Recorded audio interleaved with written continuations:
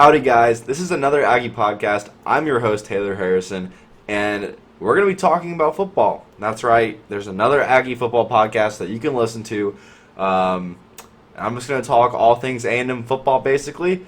And I've always wanted to do a podcast on sports. I've done a couple sports, podcasts with other people. Never had one on my own. Finally decided to make one. A little bit about me. I am a junior at Texas A&M, obviously. Saw him off. I was just at the Auburn game this weekend. It was great. A&M won 20-3. And man, that was a great defensive showing. Anyways, I decided to start today's podcast with probably one of the hottest takes that any A&M fan can give, or that anyone can really listen to.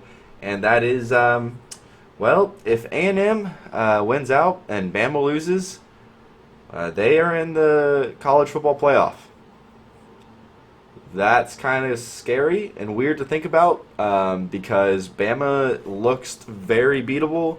And if A&M beats Georgia in the SEC championship game, then I don't see how they don't get into the playoff. Anyways, that's not the focus of today's podcast. I want to talk about the rankings and how every team ranked above A&M would fare against us on a neutral field. So currently, A&M sitting right around 11 in the coaches poll and the AP poll. Now, I believe in the college football playoff poll, when that comes out, it'll probably be around 10 or maybe 9. It's a little bit different because they had Michigan State at 3. They had us at, I believe, 14. I believe it was 14. And the teams in front of us lost. But they value head-to-head matchups and ranked wins and quality wins. So it'll be interesting to see where they put us. I think they had us at 14 because they were looking for a little bit of consistency, and we beat Missouri pretty handedly, South Carolina pretty handedly, and we just beat a really, really good Auburn team that just came off a good win against Ole Miss at home. So with that being said, let's get into it. I got a nice Dr. Pepper Zero, watching my calories, of course, so it's going to be great. All right, first team that is already ranked above us, Oklahoma State. They don't have an offense at all, and with that being said, our defense is really good. I don't see a way that Oklahoma State would have the ability to score enough points to even really to win, to have any chance at all. I have A&M winning that game by 15 points, maybe. Their best win is against Baylor. I wouldn't say Texas. They're not just not doing good. They lost to Iowa State this past weekend or a couple weekends ago. They just beat West Virginia. That was a pretty good win. But now they play TCU, Texas Tech, and Oklahoma to finish the season. They could very well lose the rest of those 3 games. So, especially versus OU, it's going to be interesting because OU might have a loss by then. They go to Baylor this weekend, and Baylor is very much capable of beating OU, especially if they don't show up. So that was Oklahoma State. I have, like I said, A&M winning by 15 or so points. Now let's go to Michigan. That's going to be interesting because they played Michigan State very closely. They were favored, but they lost. Michigan's best win probably against Nebraska, which is saying something. Nebraska is probably the best pound-for-pound team with that record. They're good. Nebraska's lost all of their games by single digits, and they have been in every single game that they've played. So it's really interesting to see. Honestly, I see A&M's rush defense again stopping Michigan, making them one-dimensional. I would say A&M beats Michigan again by 2 possessions, maybe 13, 14 points. It'd be a lower scoring game, of course. I believe it'd be probably the under in the 30s, but I do think that A&M wins. Especially considering Michigan doesn't have a run defense. So maybe I up that to 14. Definitely 14 or more. All right, so that's Michigan. So we have Oklahoma State by around 15, Michigan by 13-14. Michigan State, that's going to be interesting. They just lost this weekend to Purdue. Purdue is a very sneaky team. They have beaten number 2 Iowa and number 3 Michigan State. And if you sub out that loss to, what's that team? Notre Dame, then they are a 2-loss team, and they have beaten 2 top 3 ranked teams. However, they lost to Notre Dame, so can't really say that. Michigan State, man, again, don't really see a defense there. I think the A&M would be favored pretty heavily. I'd say we have a great chance of winning, and again, probably 13 or 14 points, curb stomping them. They just don't have the talent. They don't match up. Mel Tucker's done a great job at Michigan State, so I do see there's some room to stumble there just because of how disciplined they are and how well coached the team is at Michigan State. However, it's been shown by Purdue that they don't have a secondary, and if Zach Calzada, can get the ball to our receivers, a couple like Chapman or Demas, they break a big one open. I mean, I see that happening. So I don't think Michigan State would hang around very long. Maybe in the first half, but I definitely think by the time the third quarter comes around, you'll see A&M have a sizable lead, and they'll just hold on to it and then run the ball out. So I'd probably say A&M wins by, again, 14 points, maybe more, but I'd say comfortable with 14 points. So just looking at this, A&M can easily beat the 3 teams ranked above them in the AP poll and the coaches poll. Like, honestly, if you're going to look me in the face and tell me that any of those 3 teams would be favored to beat A&M on a neutral field, you don't know anything about college football. Again, hot takes to start the first podcast, guys. So, make sure to hit that like and subscribe button. I greatly appreciate it. Aggies supporting Aggies. It's going to be great. I'm not just going to talk about Aggie football. I'm going to talk about some other football games and whatnot. I might break down some other games depending on how I take the channel. So, Notre Dame. I already mentioned them once. I don't see Notre Dame winning. They're just really inconsistent. Their best win is against number 18 Wisconsin. If it tells you anything, they barely beat Florida State by 3. They beat Toledo by 3. They didn't blow out Purdue. They blew out Wisconsin. That's their best win, like I said. Wisconsin's kind of iffy this year, though.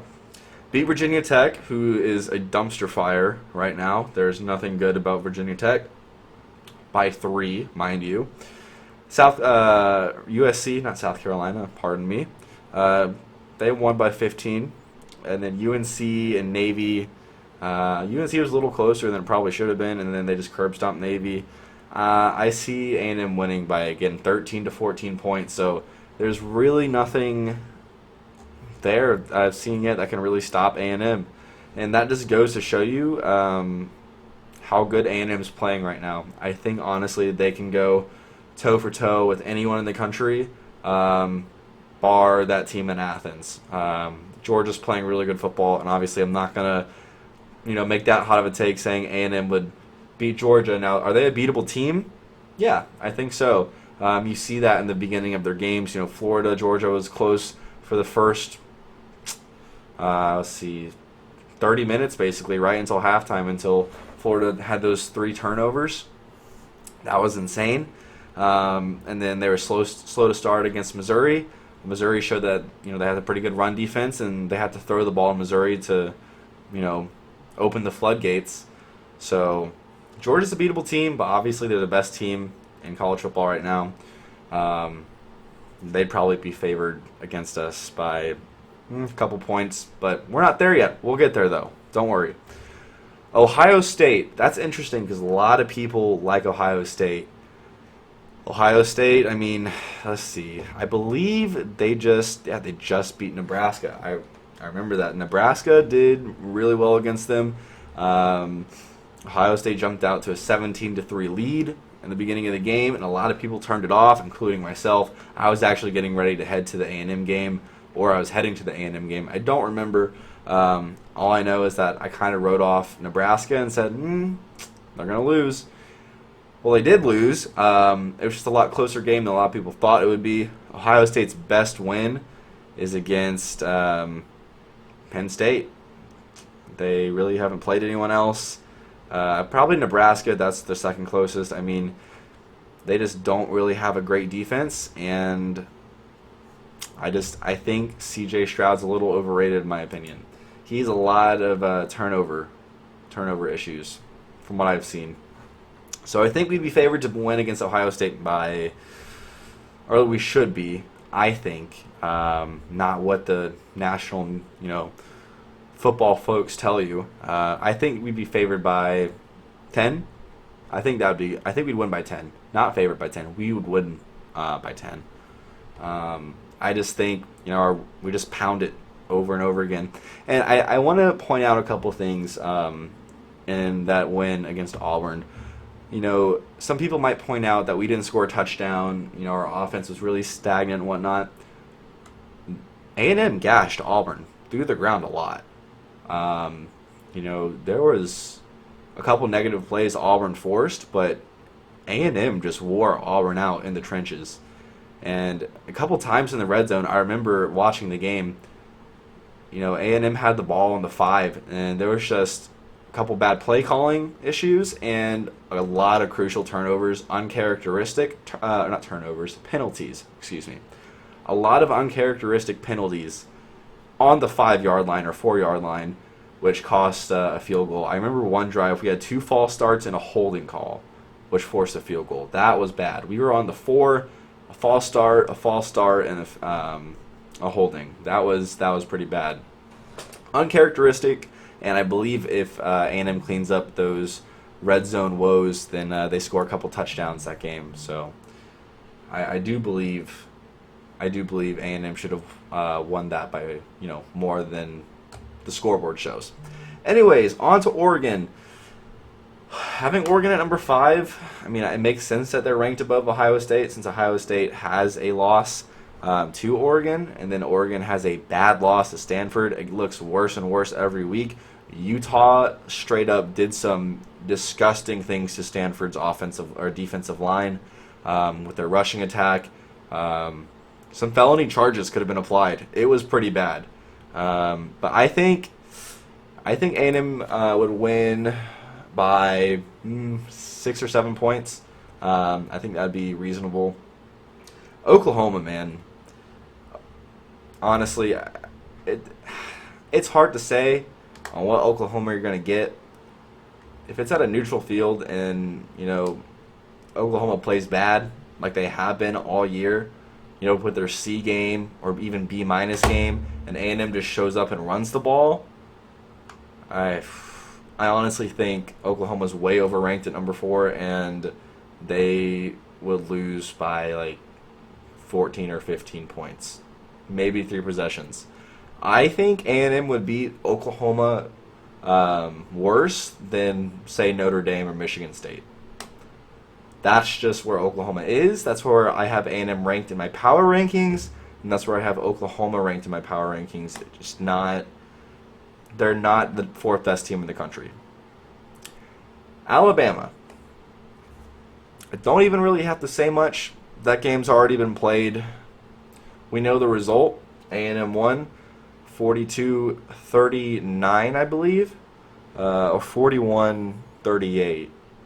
I think it was 41-38 if I remember. It was the same score as the Florida game from 2020. Went to both of those. Outstanding games. I was on the field and we crowd surfed Zach Calzada. That was amazing. Okay, next up, Cincinnati. I just want to talk about one thing about Cincinnati for a second. Their offensive line is, I believe, their average weight's around 285. That's pretty bad considering our defensive line is, Leal at 290, Clemens at 260, PV around 310, McKinley Jackson around in the 300s, Isaiah Rakes up in the 300s. it would not be good. It would not be a good day for them at all. They would get absolutely zero push in the running game. They don't have amazing receivers at all. I have A&M winning by 24 against Cincinnati. Tell me in a straight face you would think Cincinnati would win against A&M. And, maybe you might get to see that if Cincinnati loses and A&M doesn't get to get in the playoff. Maybe there'll be a bowl game where Cincinnati plays A&M. And, maybe you can put some money on it. I wouldn't be opposed. Just put your money where your mouth is. And if you really like Cincinnati, then, back them up. Lastly, Georgia. Honestly, I think they're a beatable team. It would take an A-plus effort all around from A&M and a couple mistakes by Georgia, I believe, for A&M to win. I think on a neutral field, played, 100 times, Georgia wins by about probably a possession, 3 to 5 points probably.